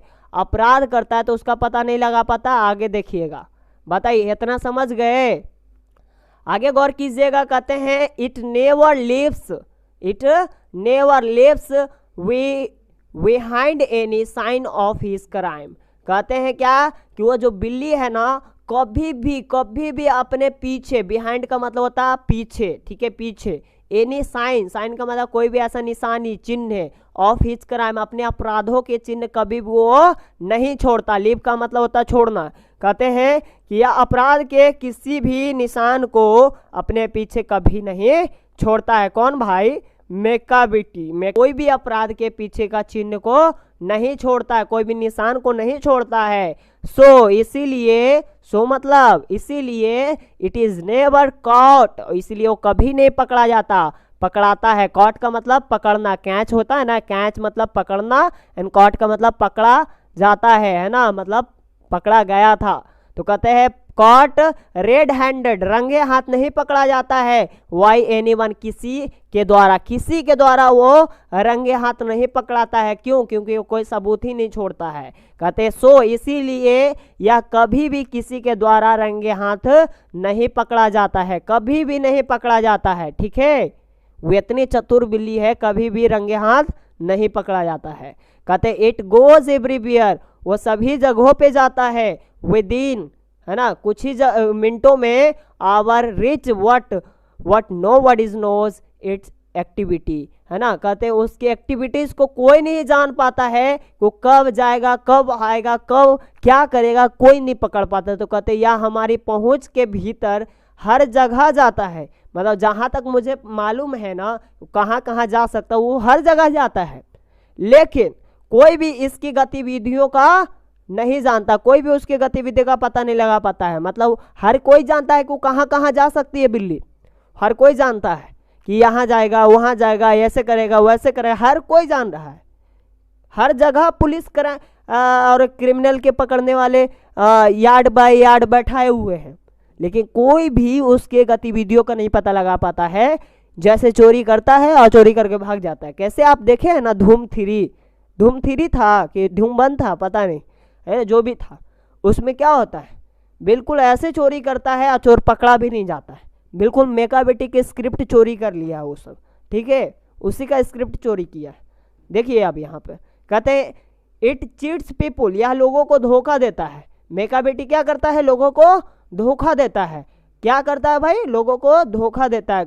किस लिए? तो देखिए कहते हैं wherever it goes it tries to steal something. अब यहाँ पे गौर कीजिएगा, बातें मैं समझाने की कोशिश करूंगा, यहाँ पे गौर कीजिएगा। कहते हैं जहां भी यह जाता है या कुछ ना कुछ चोरी करने की कोशिश ही करता है। स्टील समथिंग का मतलब क्या हो गया भाई? हाँ, चोरी करने की कोशिश करना, कोई ना कोई चीज चोरी करेगा। स्टोलन कहते हैं ना, तो स्टोलन का मतलब चोरी हुआ, स्टील का मतलब चोरी करना, ठीक है। स्टील समथिंग का मतलब हो गया कुछ चोरी करने के लिए वह जहां भी जाता है। वेयर एवर का मतलब होता है जहां भी जाता है वह, बिल्ली इट आया है बिल्ली के लिए, है ना। इट गोज, वह जहां भी जाता है, ट्राइज कोशिश करता है, टू स्टील समथिंग कुछ ना कुछ चोरी करने के लिए। कहता है इट स्टील्स, और वह चोरी और भी करता है। मीटों को, है ना, मांसों को भी चोरी करता है। Away from the meat safe, है ना, मीट वाले जो डब्बे होते हैं ना, जो कहते हैं ना शोकेस है ना, सेफ है, तो इसके मतलब डब्बे होते हैं, ठीक है। तो कहते हैं क्या कि मीट वाले डब्बे से मीट को भी गायब कर देता है। अगर आप कोई डब्बे में मांस को रखे हैं ना, कोई मांस को सुरक्षित अगर आप डब्बे में किसी को रखे हैं तो वो भी चोरी कर लेता है। मांस के डब्बे को अगर आप सुरक्षित रखे हैं ना तो उस डब्बे को भी गायब कर देगा, आपको पता भी नहीं लगेगा। आगे कहते हैं ड्रिंक्स मिल्क, और दूध को भी पी जाता है। एंड रन अवे, और वहां से भाग जाता है। दूध है और वहां से क्या करता है? भाग जाता है, तुरंत फरार हो जाएगा, पता भी नहीं चलेगा। दूध को पीता भी है ना, और भाग भी जाता है। दूध पी लेता है और क्या करता है? भाग भी जाता है। बताओ इतना समझ में आया? कहते हैं इट इज नॉट सपोज्ड, या माना नहीं जा सकता है। इट इज नॉट सपोज्ड, या माना नहीं जा सकता है to be an the ordinary criminal, but कहते ये एक साधारण से क्रिमिनल नहीं है, या साधारण से क्रिमिनल नहीं है, अपराधी नहीं है। कहते यह एक सामान्य आपराधिक नहीं माना जा सकता है, एक सामान्य अपराध नहीं है। ये सब छोटा मोटा चीज नहीं हो रहा, जो भी हो रहा है। कहते हैं it is a master criminal, ये बहुत मास्टरमाइंड वाला क्रिमिनल है, अपराधी है। विच चीट, जो धोखाधड़ी करता है, बोथ ह्यूमन लॉज, मनुष्य के कानूनों के साथ, as well as a natural laws, और प्रकृति के कानूनों को भी तोड़ देता है।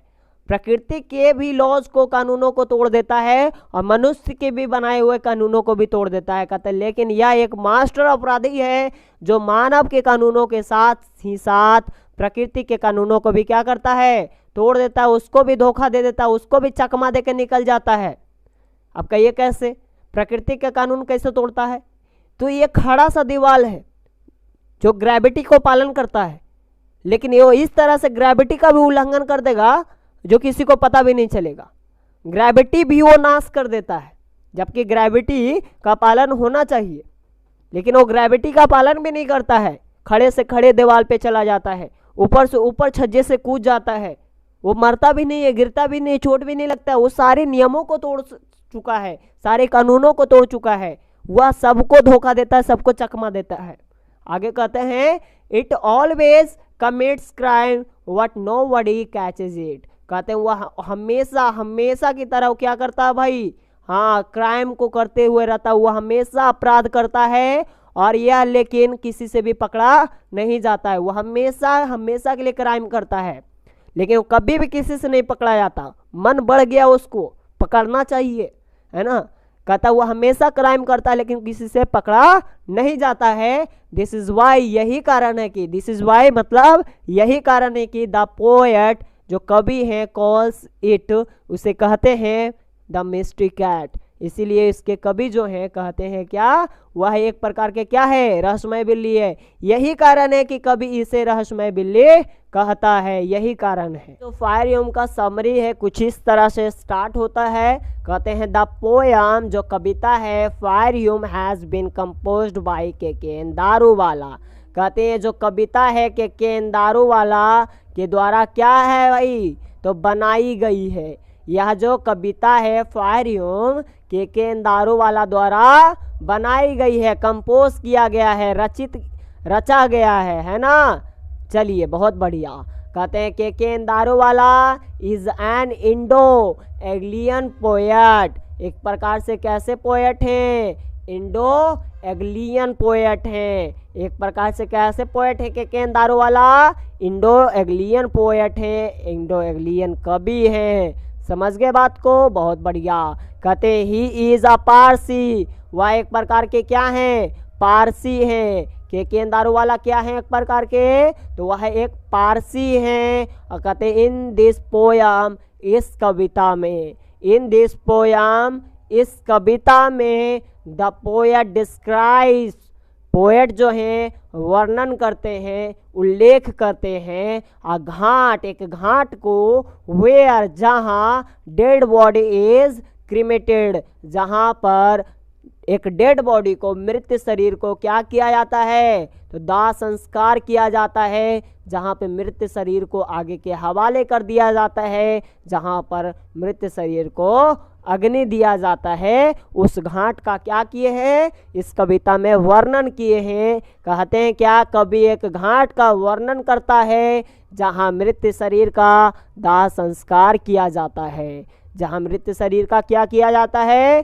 दाह संस्कार किया जाता है। कहते हैं वन डे, एक दिन, द पोएट वॉज वॉन्डरिंग, एक दिन जो पोएट हैं इधर उधर घूम रहे थे, विथ हिज फादर, अपने पिता के साथ, नियर बाई दैट घाट, उस घाट के करीब, उस घाट के करीब अपने पिता के साथ इधर उधर घूम रहे थे। कहते एक दिन कवि अपने पिता के साथ उस घाट के पास घूम रहा था, अपने पिता के साथ घूम रहा था। ठीक है भाई, के दारूवाला जो है ना अपने फादर जी के साथ ही घूम रहे थे। सीज, वह देखते हैं द रेड हॉट एम्बर्स, हाँ वह देखते हैं क्या भाई, तो एक गर्म लाल से अंगारों को, एक हाँ उठते हुए आग के लपटों को, it's still glowing with many hours after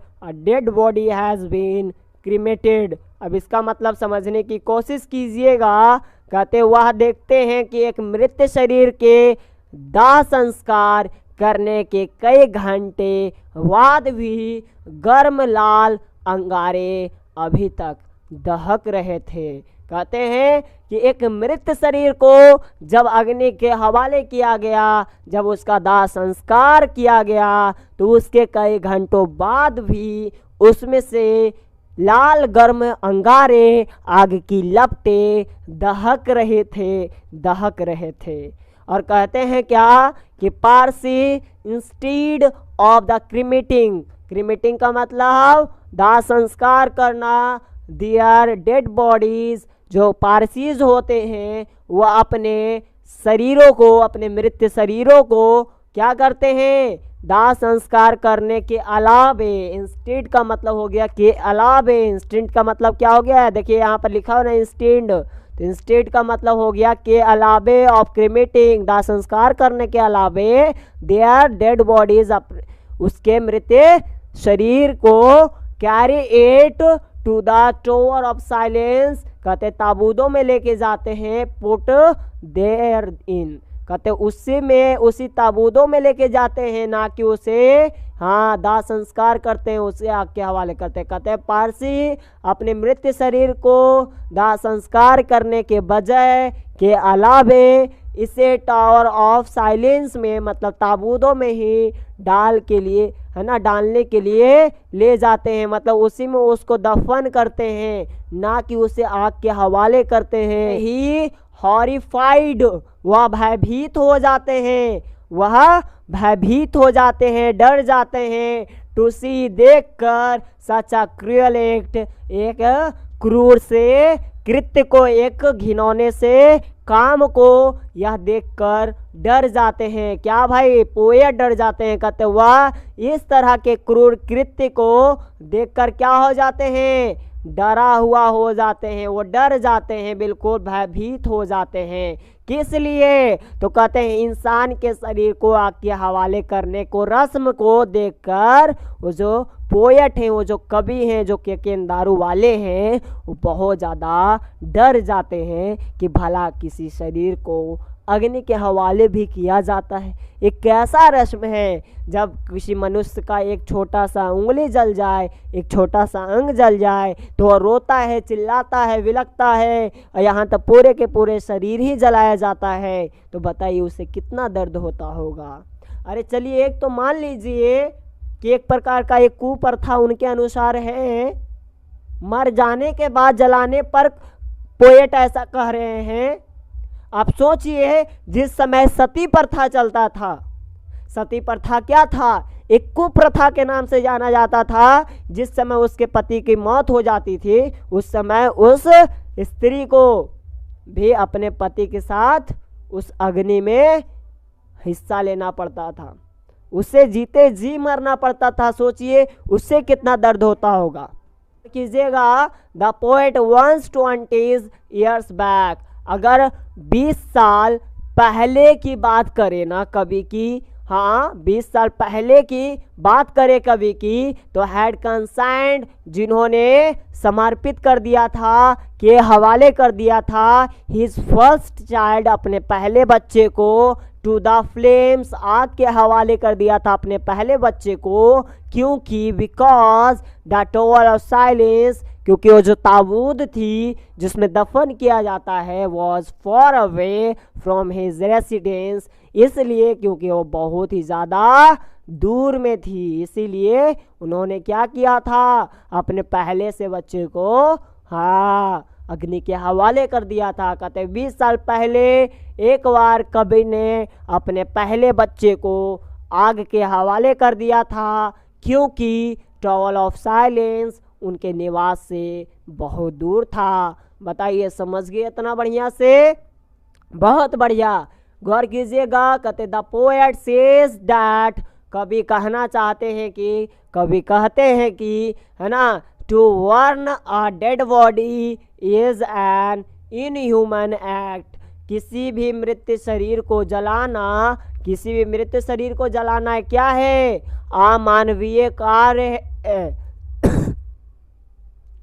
कवि के कहना है कि मृत शरीर को जलाना एक अमानवीय कार्य है, ये ठीक काम नहीं है, ये पाप का हकदारी है भाई, जो भी ऐसा काम करता है। कहते ही रिग्रेट्स, वह पछताते हैं, उनको खेद है अपने आप में, that he had consigned he child to the fire, वह पछताते हैं अपने बच्चे को आग के हवाले कर कर, वह खेद करते हैं अपने आप में कि मैंने अपने पहले बच्चे को आग के हवाले कर दिया था। वो रिग्रेट करते हैं, पछताते हैं, कहते हैं ही सेज दैट, और वह कहते हैं he has committed a sign by doing this inhuman cruel act, कहते हैं क्या कि मैंने कहीं ना कहीं तो एक पाप कर दिया है जाने अनजाने में, अपने पहले बच्चे को आग के हवाले कर कर। कहते हैं क्या कि वह कहता है कि उसने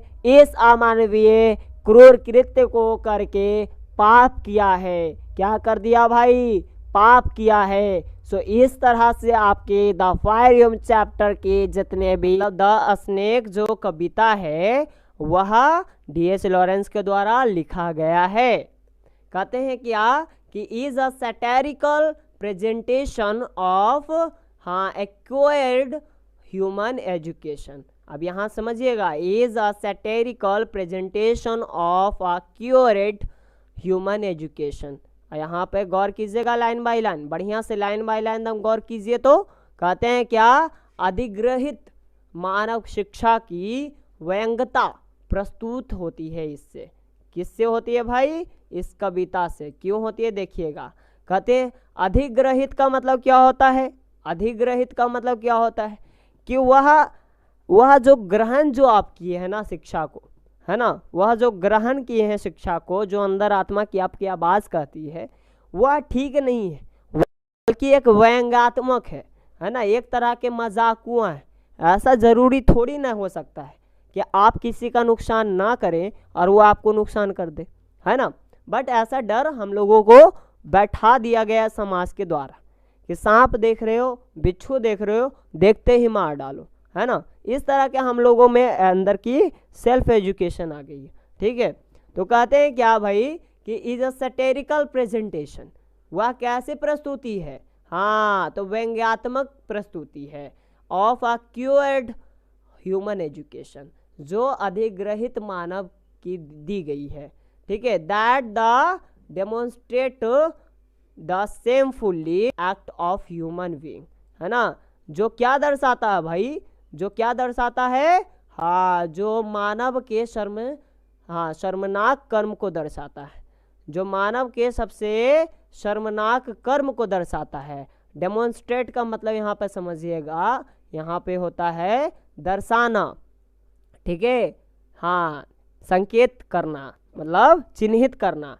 तो कहते हैं दैट डेमोन्स्ट्रेट, जो दर्शाते हैं, द सेमफुली, जो शर्मनाक चीज़ों को दर्शाते हैं, एक्ट का मतलब कर्म को दर्शाते हैं, शर्मनाक कर्म को दर्शाते हैं, ऑफ ह्यूमन बीइंग मतलब मानव की सबसे शर्मनाक कर्म को यह कविता दर्शाता है। यह कविता क्या दर्शाता है कि मानव के सबसे शर्मनाक कर्म है ये सभी।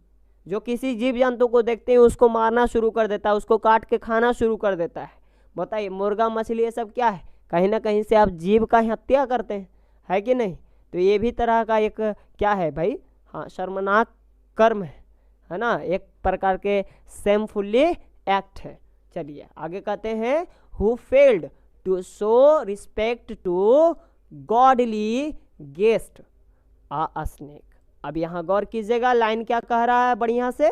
कहते हैं कि जो एक ईश्वरीय अतिथि, अतिथि का मतलब समझते हैं, हाँ, गेस्ट होता है। अतिथि का मतलब गेस्ट होता है। तो देखिए यहाँ पे लिखा हुआ है, यहाँ पे लिखा हुआ a godly guest, a godly guest. तो अ गॉडली गेस्ट का मतलब क्या हो गया? एक ईश्वरीय अतिथि, है ना। एक ईश्वरीय अतिथि का मतलब हो गया कि भगवान के द्वारा भेजा हुआ फरिश्ता, भगवान के द्वारा भेजा हुआ अतिथि। तो इसका मतलब हो गया अ गॉडली गेस्ट।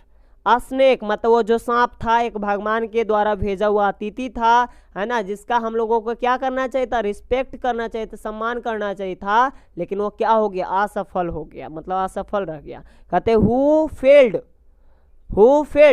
जो असफल रहा, हु फेल्ड, जो असफल रहा, क्या भाई? टू रिस्पेक्ट है ना, सम्मान करने के लिए असफल रहा। किसको? स्नेक को, एक सांप को। किस लिए? क्योंकि वह एक प्रकार के क्या था? अ गॉडली गेस्ट था। कहते हैं जो एक ईश्वरीय तिथि था, है ना, एक सांप का सम्मान करने के लिए वह क्या रहा? असफल रहा। एक ही सांप आया था, हो सके वो भगवान के द्वारा भेजा हुआ, शिव शंकर शंभुनाथ के द्वारा भेजा हुआ वो सांप हो, और उसको भी आप मार डाले। ये भी आप नहीं कर पाए, उसका इज्जत करनी चाहिए, सम्मान करनी चाहिए, तो क्या रह गया? एक प्रकार का हाँ असफल रह गया, आप इतना भी नहीं कर पाए। तो इस तरह से आपने इतना लाइन पढ़ा, है ना। आगे देखिए, आगे क्या है भाई? The real honour of the earth. The real honour of the earth. Honour का मतलब समझते हैं? ऑनर का मतलब होता है मालिक, ऑनर का मतलब होता है मालिक, एंड रियल का मतलब होता है असली, ऑफ द अर्थ मतलब धरती के। तो कहते हैं धरती का असली मालिक कौन है? अरे वही सांप है, वही सांप लोग ना कभी यहाँ पे राजे के रूप में हाँ सिंहासित होते थे, ठीक है। बट हम लोग जैसे ही इस धरती पे आए, सभी पे धीरे धीरे कब्जा करना शुरू कर दिए। कहते हैं who is confined himself to a hole in the earth for fear of man। कहते हैं क्या भाई? कि वह खुद को क्या करता है? हाँ, वो खुद को कहीं ना कहीं सीमित रखता है। कॉन्फ्लाइंड का मतलब होता है सीमित रखना, ठीक है।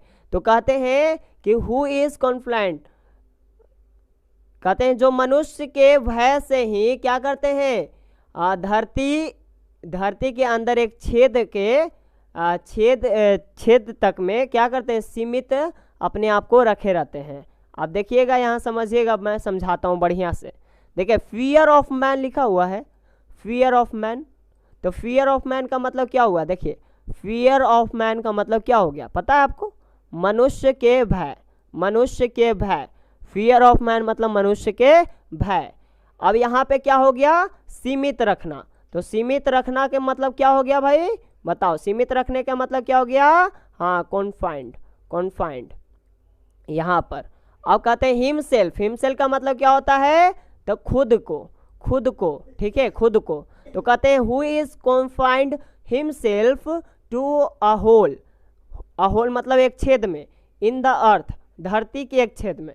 तो कहते हैं जो मनुष्य के भय से खुद को एक धरती के छेद में सीमित रखा हुआ है ना। Who confined himself to a hole in the earth for fear of a man. समझ गए? अच्छा, आगे चलते हैं। द पोएट कवि टॉक्स अबाउट, बात करते हैं, द ह्यूमन एजुकेशन, इंसानों की अंतरात्मा की आवाज का, प्रिवेल्ड, जिसका प्रचलन चलता है इन सिसली में। कभी क्या बात करते हैं? तो कहते हैं क्या कि देखिए सिसली एक ऐसा देश प्रदेश है जहाँ पर लोगों में एक ऐसा प्रचलन चलता है, एक मानवीय प्रचलन चलता है, जिसको आप सोच कर हैरान रह जाएंगे। कहते हैं क्या कि कभी सिसली में प्रचलित मानवीय शिक्षा के बारे में बात करता है, मतलब उस पर अपना मत रखते हैं कि देखिए सिसली एक ऐसा देश प्रदेश है जहाँ पर सांपों को लेकर बहुत सारे प्रचलन चलते हैं, है ना, मानवीय प्रचलन चलते हैं। वो प्रचलन क्या है? क्या कि दैट बिलीव, ऐसा मान्यता माना जाता है, that a snake specially a golden one is the venomous. मतलब कहते हैं कि जो गोल्डन होता है, मतलब जो सुनहरा कलर का होता है, वह सांप बहुत ज़्यादा जहरीला होता है। जो पीले ढंग का होता है वो भी सांप बहुत जहरीला होता है, और काले ढंग वाला सांप जहरीला नहीं होता है। कहते जो मानता है कि एक सांप विशेष रूप से सुनहरा होता है, जो पीला होता है वह जहरीला होता है ना। जो सांप सुनहरे ढंग का होता है, पीले ढंग का होता है, वो क्या होता है? जहरीला होता है। And therefore should be killed, और उसे अवश्य ही क्या करनी चाहिए? हाँ, जान से मार देनी चाहिए, और इसीलिए इसे हाँ मार देना चाहिए, इसीलिए इसे मार दिया जाना चाहिए। ठीक है, इस तरह से अपने भावनाओं को यहाँ व्यक्त करते हैं कवि।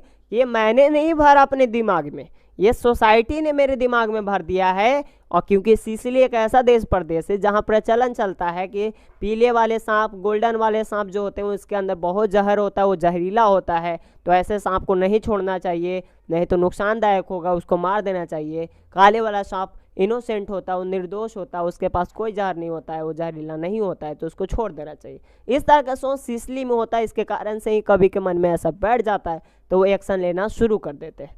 आगे देखिएगा, कहते हैं आखिरकार human beings have learned particularly nothing more than to ill treat his honoured guest. Honoured guest का मतलब क्या होता है? हाँ, मैं समझाता हूँ यहाँ पर, समझिएगा। सम्मानित अतिथि जिसको बोलते हैं, सम्मानित अतिथि कोई होता है ना, जैसे बहुत ही ऑनर्ड गेस्ट कोई चले आते हैं कोई फंक्शन पार्टी में, है ना, उनको बहुत इज्जत प्रतिष्ठा दी जाती है, सम्मान दिया जाता है, उसी को बोलते हैं ऑनर्ड गेस्ट। ऑनर्ड गेस्ट, समझ रहे बात को? हाँ, ऑनर्ड गेस्ट। तो क्या बोलते हैं भाई कि क्योंकि मनुष्य ने व्यवहारिक रूप से क्या भाई? पार्टिकुलरली, तो कहते हैं मनुष्य ने व्यवहारिक रूप से अपने सम्मानित अतिथि को बेइज्जत करने के अलावे कुछ और नहीं सीखा है।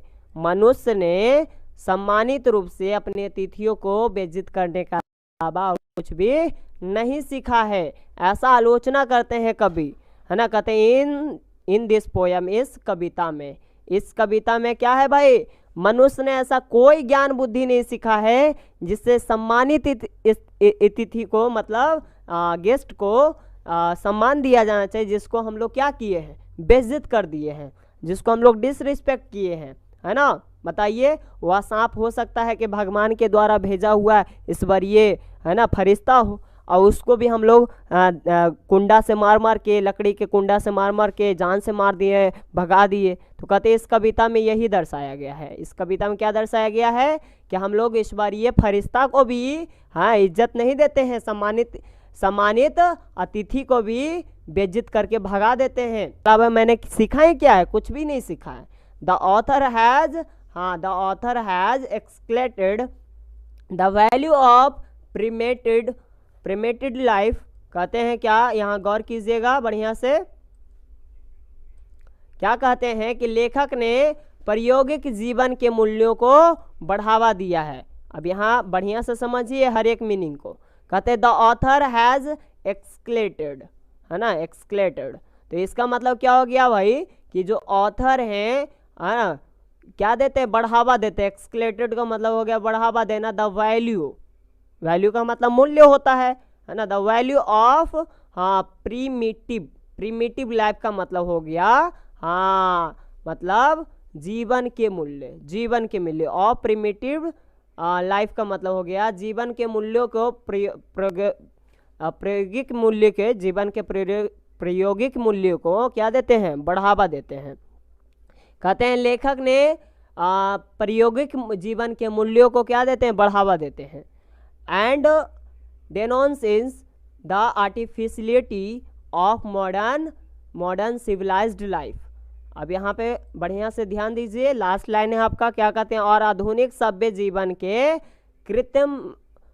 कृत्रिमताओं के अस्वीकार कर देते हैं। मतलब उनको जो भी समाज ने उनकी बुद्धि को बनाया है, जो भी कूड़ा कचरा भर दिया है मन में, है ना, जो भी उनके अंदर ऐसा डर भय बना दिया है, मतलब उनके माइंड को एक कृत्रिम मानसिकता का बना दिया गया है, उसको अस्वीकार करते हैं, ठीक है, एक्सेप्ट नहीं करते हैं। कहते हैं and innocences the artificiality of modern civilized life, है ना। यह लाइफ ठीक नहीं है, एक बना बनाया सा लाइफ है जिसमें हम लोगों के अंदर डर बैठा दिया गया है उस सांप को लेकर। तो ऐसा कोई बात नहीं। चलिए समरी को स्टार्ट करते हैं माय ग्रैंड मदर हॉर्स के बारे में। कहते हैं my grandmother horse is composed by a poem by Kamala Das. कहते हैं क्या, माय ग्रैंड मदर हॉर्स जो कविताएं है ना, माय ग्रैंड मदर हॉर्स जो कविता है वो कंपोज किया गया किसके द्वारा? तो कमला दास के द्वारा। माय ग्रैंड मदर हॉर्स कविता जो है कमला दास द्वारा रचित एक कविता है, ठीक है, समझ गए बात को अच्छे से? हाँ, चलिए बहुत बढ़िया, आप लोग स्मार्ट हैं। कहते हैं इन दिस पोयम मतलब इस कविता में, इन दिस पोयम, इस कविता में, इन दिस पोयम, इस कविता में, she remembers the happy days spend in a family home in the sweet company of her grandmother, है ना। कहते हैं क्या कि इस कविता में ये जो कवित्री हैं, जो कमला दास हैं, वह क्या करती हैं भाई, अपने पारिवारिक घर में गुजारे गए यादगार लम्हों को याद करती हैं। यह जो कविता है ना, उसमें जो कवित्री हैं माय ग्रैंड मदर हाउस के जो कमला दास हैं, वह अपने दादी माँ के पारिवारिक घर में गुजारे गए जितने भी यादगार लम्हे हैं, है ना, अच्छे अच्छे पल हैं, अच्छी अच्छी यादें हैं, उनको याद करते हैं, बहुत मिस करते हैं अपनी दादी माँ को। कहते हैं her grandmother always showed her love and affection on the poetries. अब देखिए यहाँ पर बात को समझिएगा, लाइन बाय लाइन मैं एक्सप्लेनेशन दे रहा हूँ। देखिए शॉर्ट लिखा हुआ था, शॉर्ट का मतलब हो गया बारिश करना, किसी चीज़ के ऊपर बारिश करना। हर लव, अपने प्यारों की बारिश करते थे ग्रैंड मदर, एंड अफेक्शन मतलब मोह माया की बारिश करती थी। कहाँ करती थी? ऑन द पोएट्रीज मतलब कवित्री के ऊपर, है ना, कवित्री के ऊपर अपने प्यार और मोह माया की बारिश किया करती थी। कौन भाई? ग्रैंड मदर, है ना। तो कहते हैं क्या कि उसकी दादी माँ कवित्री पर हमेशा, हमेशा मतलब ऑलवेज, देखो यहाँ दिख रहा है ना ऑलवेज, हाँ तो ऑलवेज हमेशा, तो उसकी दादी माँ कवित्री पर हमेशा अपने प्यार और स्नेह की बारिश करती थी। कहते हैं द पोएट्रेस सेज दैट, है ना, जो कवित्री है कहते हैं कि the house of her grand mother was an odd award of the love and, हाँ, इमेटिकी। अब देखिए यहाँ पर समझिएगा बढ़िया से लाइन को, क्या कहते हैं, कवित्री कहना है कि, कवित्री का कहना है कि उसकी दादी माँ का घर का प्यार और घनिष्ठता का निवास स्थान था। मतलब वो अपनी दादी माँ के घर को क्या बताती है, वो कहती है कि मेरी जो दादी माँ का घर था ना, वह एक प्यार का घर था, मतलब वहाँ प्यार की बारिश हुआ करती थी, और घनिष्ठता मतलब बहुत ज़्यादा स्नेह रहता था, है ना, वहाँ निवास स्थान है प्यार और घनिष्ठता का।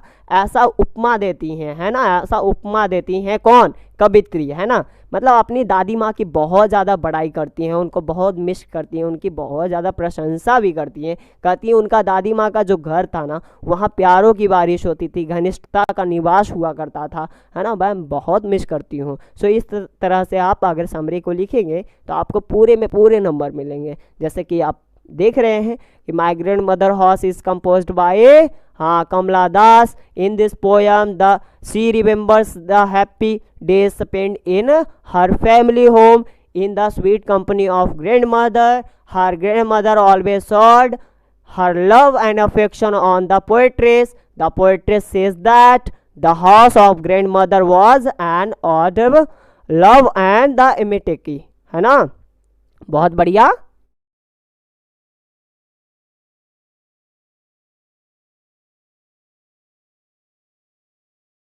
कहते हैं सी इंजॉयड, सी, यहाँ पे वर्ड क्या है? अन लगा हुआ है, अन लगा हुआ है, तो किसी भी वर्ड में मैं आपको बता देता हूँ। अन का मतलब, पहले यहाँ पे देखिए एक वर्ड और है, रेस्ट, रेस्ट, और रेस्ट के बाद क्या है? ट्रेंड, ट्रेंड, तो रेस्टोरेंट, रेस्टोरेंट। तो अनरेस्टोरेंट का मतलब क्या होता है मैं बता देता हूँ। अनरेस्टोरेंट का मतलब होता है अनियंत्रित, अनियंत्रित, है ना। मतलब रेस्ट मतलब क्या होता है? रेस्ट का मतलब होता है नियंत्रित, कंट्रोल में रहना। तो रेस्टोरेंट का मतलब हो गया कंट्रोल में रहना, नियंत्रित रहना। और अन किसी वर्ड में लग जाए, इम किसी वर्ड में लग जाए, नन किसी वर्ड में लग जाए, है ना, तो इस तरह से नेगेटिव वर्ड का इफेक्ट पड़ता है। इम भी लग जाता है, तो जैसे कहते हैं इन भी लग जाता है, जैसे इनकम्प्लीट, इम्पॉसिबल, है ना, अनरेस्टोरेंट। इस तरह से वर्ड जब मिलेंगे तो नेगेटिव सेंस देगा। तो कहते हैं क्या कि सी इंजॉयड अनरेस्टोरेंट लाइब्रेटी देयर। कहते हैं क्या कि उसने वहाँ अनियंत्रित स्वतंत्रता का आनंद लिया, है ना। लाइब्रेटरी का मतलब यहाँ स्वतंत्र हो गया, फ्रीडम कह सकते हैं इसको, अपने भाषा में फ्रीडम कह सकते हैं, ठीक है। हाँ, लाइब्रेटरी का मतलब हो गया स्वतंत्र, लाइब्रेटरी का मतलब क्या हो गया? स्वतंत्र, ठीक है। तो कहते हैं इसको फ्रीडम भी आप कह सकते हैं। देयर का मतलब वहाँ होता है, देयर का मतलब वहाँ होता है, ठीक है जी, ओके। देयर का मतलब वहाँ होता है, आप समझ रहे बात को? ओके, बहुत बढ़िया बहुत बढ़िया। कहते हैं आफ्टर हर मैरिज, उनकी शादी के बाद, मतलब अपनी शादी के बाद जो पोएट्रेस करती हैं अपनी शादी के बाद, the poetess moved from that house, कि उस घर से बहुत दूर हो जाती हैं। शादी के बाद उस घर से क्या हो जाती है पोएट्री, हाँ बहुत दूर हो जाती है। अपनी शादी के बाद कवित्री उस घर से दूर चली जाती हैं, ठीक है, दूर चली जाती हैं। भला बताओ कोई मायके में रहा है क्या?